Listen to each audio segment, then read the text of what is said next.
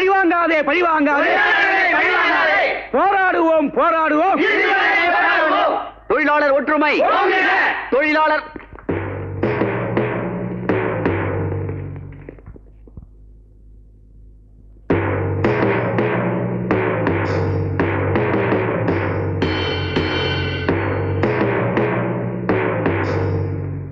நாங்க உள்ள போகணும், கொஞ்சம் வழி விடுங்க. நம்ம போராட்டத்தை முறியடிக்க டெம்பரரி ஆள் சேர்த்திருக்காங்க பாத்தியா, அதுவும் உன் மகன் தலைமையில. யாரா இருந்தாலும் விட மாட்டோம். கார்த்திக், உனக்கு என்ன வேலை இங்க? எங்களுக்கு டெம்பரரியா வேலை தரேன்னு சொல்லி வர சொல்லிருக்காங்க. நாங்க உள்ள போகணும். உனக்கு விஷயம் தெரியாதுடா. மரியாதையை இவங்களை இங்கிருந்து கூட்டிட்டு போயிடு. ஏன் போகணும்? நீங்களும் வேலைக்கு ஏற்பாடு பண்ணி தர மாட்டீங்க, தர்றவங்களையும் விட மாட்டீங்க. பயனில்லாத பட்டங்களை வச்சு எத்தனை நாளைக்கு நாங்க தெருநாய் மாதிரி சுத்திட்டு இருக்குது? கிடைச்ச சந்தர்ப்பத்தை விட நாங்க தயாரில்ல. டேய் வாடா போலாம். ஏய் நில்றா. இத்தனை வருஷமா இந்த கம்பெனி வளர்றதுக்காக நாங்க நாயா உழைச்சிருக்கோம்டா. நாங்க எதுக்காக போராடுறோம்? எங்களுக்கு நியாயமா கிடைக்க வேண்டிய போனஸுக்காக. அந்த உரிமையை நெசுக்கிறதுக்காக தான் உங்களை பயன்படுத்திக்க பாக்குறாங்க. அவங்க சுயநலத்துக்கு நீங்க பலியாகாதீங்க. போங்க. உங்களுக்கு வேலை இருக்கு, நீங்க உரிமையை கேக்குறீங்க. நாங்க யார கேக்குறது? டேய் வாங்கடா.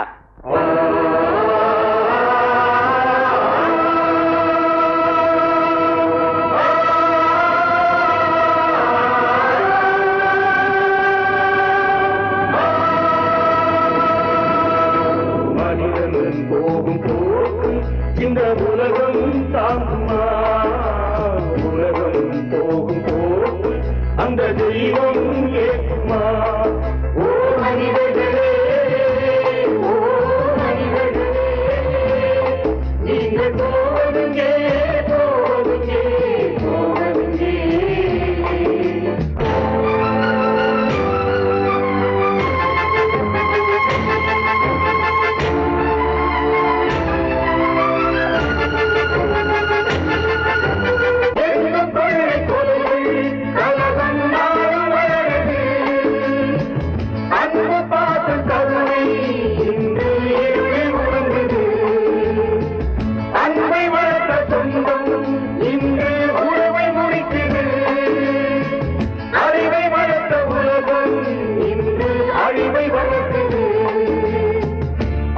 தந்தை பிள்ளை என்ற பந்தம் போலவே எங்கும் மோசம் தேசம் போட்டு ஆட்டம் போடுவே, இங்கே ஆட்டம் போடுவே. மனிதனும் போகும் போக்கு இந்த உலகம் தாங்குமா? உலகம் போகும் போக்கு அந்த தெய்வம் ஏற்றுமா? மனிதனும் போகும் போக்கு இந்த உலகம் தாங்குமா? உலகம் போகும் போக்கு அந்த தெய்வம் ஏற்றுமா? இனிமே அந்த பொண்ணு மேரிய இந்த ஆசிரமத்துல வச்சிருக்க கூடாது. அவளால நம்ம பேரே கெட்டு போச்சு. எனக்கு எல்லாம் தெரியும். மேரி கார்த்திக் 2 பேருமே ரொம்ப நல்லவங்க. கொஞ்ச நாள் அவகாசம் கொடுத்தீங்கன்னா 2 பேருக்கும் கல்யாணம் செய்து வச்சு கௌரவமாவே அனுப்பி வைக்கலாம். அவங்க கௌரவத்தை மட்டும் பாக்குறீங்களா ஃபாதர்? நம்ம கௌரவம் என்ன ஆகுறது? கார்த்திக்க புருஷன்னு சொன்னா இல்லையா, நல்லவனா இருந்தா இனிமே மேரிக்கு வாழ்வு தர வேண்டியது அவனோட கடமை. உடனே மேரியை டிஸ்மிஸ் பண்ணிடுங்க. மேரி, அவசரப்பட்டு வாழ்க்கையை கெடுத்துக்கிட்டேடி. இப்ப எங்கடி போற? எனக்கு ஒண்ணும் புரியலடி. மேரி, நேரா கார்த்திக் வீட்டுக்கு போ. உன்னாலதான் எனக்கு இந்த நிலைமை ஆச்சு. எனக்கு ஒரு வழி சொல்லுன்னு கேளு. இல்லடி, அவரே ரொம்ப குழப்பத்துல இருக்காரு. நான் வேற அவருக்கு சுமையா இருக்க விரும்பல. வேற என்னதான் செய்ய போற? எங்கேயாவது வீட்டோட தங்கி வேலை கிடைக்குதான்னு பாக்க போறேன். கிடைக்கலன்னா ஆத்துலயோ குளத்திலயோ இல்ல ரயில் தண்டுவாளத்திலயோ என் கதையை முடிச்சுக்க வேண்டியதுதான். மேரி, பயப்படாத. நான் வேற யாரும் இல்ல, உன் வருங்கால மாமியார்.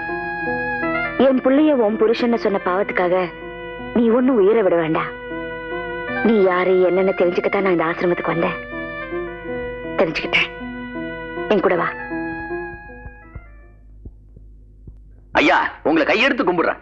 எங்க பரம்பரையில யாரும் இன்ஜினியரிங் படிச்சதே இல்ல. உங்ககிட்ட யாரோ தப்பா சொல்லிருக்காங்க. இல்ல சார், உங்க அப்பா தான் எங்க வீட்டுக்கு வந்து டிஃபன் எல்லாம் சாப்பிட்டுட்டு இந்த வீட்டுக்கு வந்து மாப்பிள்ளைய பார்க்க சொன்னார். அப்பா, வர வர இந்த கிழவன் பண்ற தொந்தரவு தாங்க முடியலப்பா. என்னடா என்ன? இவரு he is my son, BA வெட்டி ஆபீசர். குட் மார்னிங் மாப்பிள்ள. மாப்பிள்ளையா? சார், BA படிச்சுட்டு வேலை இல்லாம இருக்க எனக்கு கல்யாணம் ஒரு கேடா? தயவு செய்து போயிட்டு வாங்க. அவங்கள ஏன்டா போக சொல்ற? அதிர்ஷ்டம் வீட்டை தேடி வந்திருக்கு, விரட்டுறியா? வாங்க சம்பந்தி. சும்மா இருங்க தாத்தா. எங்க டிஃபன் கிடைக்கும் எங்க சோறு கிடைக்குன்னு அலையறீங்களே. ஒருவேளை டிஃபனுக்காக ஒரு கல்யாணத்தை பேசிட்டு வந்து நிக்கிறீங்க. கருமம். இவர் பேசுறதெல்லாம் பெருசா எடுத்துக்காம தயவு செஞ்சு போயிட்டு வாங்க. வாய மூடா. நம்ம குடும்பத்தை பத்தி வேற யாரும் தப்பா பேச வேண்டாம். நீங்க 2 பேரே போதும். நீ ஒரு பக்கம், அவர் ஒரு பக்கம். ஐயா, இது செய்து நீங்க கிளம்புறீங்களா? பதட்டப்படாம நான் சொல்றத கேளுங்க. நடந்தது நடந்து போச்சு, அதை விடுங்க. உங்க பையனை எனக்கு ரொம்ப பிடிச்சு போச்சு. நீங்க சரின்னா கல்யாணத்தை உடனே முடிச்சிடுவோம். நீங்க எந்த செலவும் பண்ண வேண்டாம், எல்லாத்தையும் நானே பாத்துக்கிறேன். அப்படியே உங்க பையனுக்கு ஒரு வேலையை வாங்கி கொடுத்துறேன். அட என்னங்க நீங்க ஒண்ணு சந்தர்ப்பத்தை பயன்படுத்திக்கிட்டு வரதட்சணை கொடுக்காம கல்யாணம் பண்ணலாம்னு பாக்குறீங்களே. முதல்ல எவ்வளவு வரதட்சணை கொடுப்பீங்க, எவ்வளவு நகை நட்டு போடுவீங்க? தனித்தனியா எங்களால எதுவும் செய்ய முடியாதுங்க. வேணா மொத்தமா 25,000 ரூபாய் வரதட்சணையா கொடுத்துடுறோம். ரகு சரின்னு சொல்லு. 25,000 ரூபாய் வாங்கி சுமதி கல்யாணத்தை முடிச்சிடலாம். இந்த மாதிரி சான்ஸ் வரவே வராது. இந்த மூஞ்சிக்கு எவன்டா 25,000 ரூபாய் கொடுப்பான்? வாமா வா. 25,000 ரூபாய் வரதட்சணையோட அதிர்ஷ்டம் நம்ம வீட்டை தேடி வருது. இப்ப நீ சரின்னு சொன்னா இந்த கல்யாணம் ஜாம் ஜாம் நடக்கும். நம்ம கஷ்டமும் தீரும். மாமா, உங்க பேரனுக்கு ஏற்கனவே கல்யாணம் ஆயிடுச்சு. ஏங்க, உங்க பொண்ண என் மகனுக்கு 2ஆம் தரமா கொடுக்கறதுக்கு நீங்க தயாரா? தயார்னா என் மூத்த மருமக கிட்ட ஒரு வார்த்தை கேட்கணும். எந்திரடி போகலாம். சுத்த மானங்கட்ட குடும்பமா இருக்கு. ஏயா உன் மூஞ்சிக்கு முருகலான நெய் தோசை கேக்குறா? சீ, நீ எல்லாம் ஒரு மனுஷனா? போ.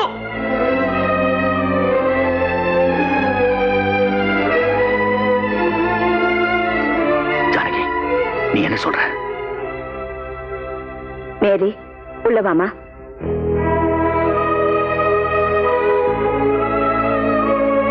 வாமா. இவர்தான் உன் கணவரோட தாத்தா. இவர் உன் மாமா. அவ உன் கணவரோட தங்கச்சி. அம்மா, நான் ஒரு தப்பும் பண்ணல. இவளை கல்யாணம் பண்ணிக்கிறேன் சொன்னது வாஸ்தவம் தான். ஆனா இன்னும் தாலி கட்டல.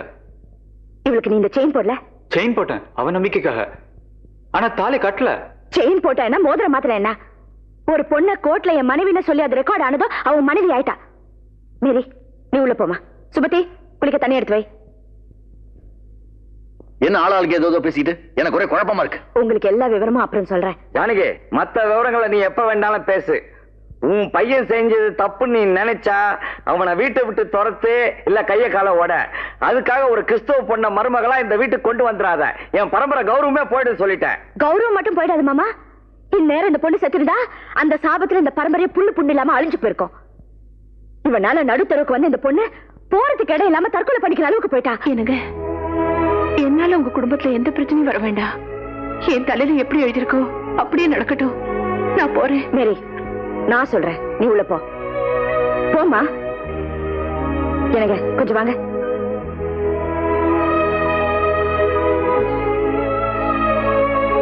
ஜானகி, நீ செஞ்சது நல்ல காரியம் தான். ஆனா நீ நல்ல மனசோட செஞ்சது இந்த உலகம் ஒத்துக்காதுமா. ஜாதி மதம் எல்லாத்தையும் தூக்கி எறிஞ்சிட்டு நீதி நேர்மைக்காக நீ மதிப்பு கொடுக்குற. அதை பார்த்து இந்த உலகம் சிரிக்குமேமா. நல்லா யோசிச்சு பாரு. நாளைக்கு இந்த விஷயம் வெளியில தெரிஞ்சா நம்ம பொண்ணு சுமதிக்கு கல்யாணம் நடக்காதுமா. நடக்காது. இதே நிலைமை நம்ம பொண்ணுக்கு வந்தா நீங்க தாங்கிக்குவீங்களா? நம்ம பொண்ணுக்காக ஆறுதல் சொல்றதுக்கோ தட்டி கேட்கறதுக்கோ சொந்த பந்தம் இருக்காங்க. அந்த மாரி பாவங்க அனாதை. இந்த பாருங்க, இந்த விஷயம் தெரிஞ்சு ஊர் பூரா பேசுறதுக்கு முன்னாடி சுமதி சுந்தரத்துக்கு கல்யாணம் நடத்திட்டீங்கன்னா எல்லாம் சரியா போயிடும். சுமதியை தான் கட்டிக்குவேன்னு சுந்தரம் பிடிவாதமா இருக்கிறதுனால நீங்க கிருஷ்ணமூர்த்தி கிட்ட ஒரு வார்த்தை பேசிட்டு வாங்க. ஜானகி, அன்னைக்கு ரோட்ல வச்சு என் மானத்தை வாங்கி நான் மூஞ்சில நான் முழிக்க மாட்டேன். எல்லாரும் பிரச்சனைக்கு பயந்து பயந்து ஒதுங்கினா பிரச்சனை எப்படிங்க தீரும்? சரி சரி, நானே போய் பேசிட்டு வரேன். ஜானகி அம்மா, நீங்க சொல்றதெல்லாம் சரி. உங்க பொண்ணும் என் பையனும் ஒருத்தர் விரும்புறாங்க. அதுக்காக பைசா செலவில்லாம இந்த கல்யாணத்தை நடத்தணும்னு பாக்குறீங்களே. என் நிலைமையில நீங்க இருந்தா ஒத்துப்பீங்களா? நீங்க என்னதான் எதிர்பார்க்கறீங்க? ரூபாயோட மதிப்பு குறைஞ்ச அப்புறம் மார்க்கெட் நிலவரம் ஏறி போச்சும்மா. இருந்தாலும் எங்க எதிர் வீட்டுல குடியிருக்கிறீங்கிற காரணத்துக்காக உங்களுக்கு குறைச்சு சொல்றேன். ஒரு 50,000 கொடுத்துருங்கம்மா. என் மூஞ்சிக்கு அவ்வளவு தரமாட்டாங்கப்பா. கரெக்ட். உன் மூஞ்சிக்கு 3 காசு கொடுக்க மாட்டான். நான் ஏன் கேக்குறேன்னா என் சொத்துக்கு 16 வீடு இருக்குது இல்ல ஜானகி அம்மா. கடைசியா நீங்க என்ன ரேட் சொல்றீங்க? எப்பா, அவங்க பாவப்பட்ட குடும்பம்ப்பா. ஒரு 10,000 ரூபாய் பண்ணுவாங்க, அவ்வளவுதான்ப்பா. 10,000 கிழிஞ்சது போ. அதை வச்சுக்கிட்டு காது குத்துற கல்யாணம் கூட பண்ணிக்க முடியாது. இங்க ஓட்ட போட எவ்வளவு ஆச்சு தெரியுமா? எப்பா, என்ன இந்த வழிக்கு வர மாட்டேங்கிறீங்க? வரதட்சணை கொடுக்கறதும் வாங்குறதும் சட்டப்படி தப்பு. கொலை பண்றது கூட தான் தப்பு. அதுக்காக நாட்டுல கொலையே நடக்காமலா இருக்குது. சட்டத்தை கொண்டாந்து என்கிட்ட நீட்டுறான். ஐயா, எங்க குடும்ப நிலைமை உங்களுக்கு தெரியும். சரிம்மா, உங்க குடும்பம் தரித்திர குடும்பம்னு நீங்களே ஒத்துக்கிட்டதுனால நானும் குறைச்சு கேட்கிறேன்.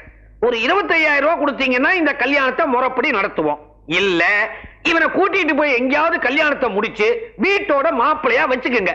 சனி விட்டதுன்னு நான் நிம்மதியா இருப்பேன். அதெல்லாம் ஒண்ணு வேண்டாம். நாங்க எப்படியாவது 25,000 ரூபாய் வரதட்சணை ஏற்பாடு பண்றோம்.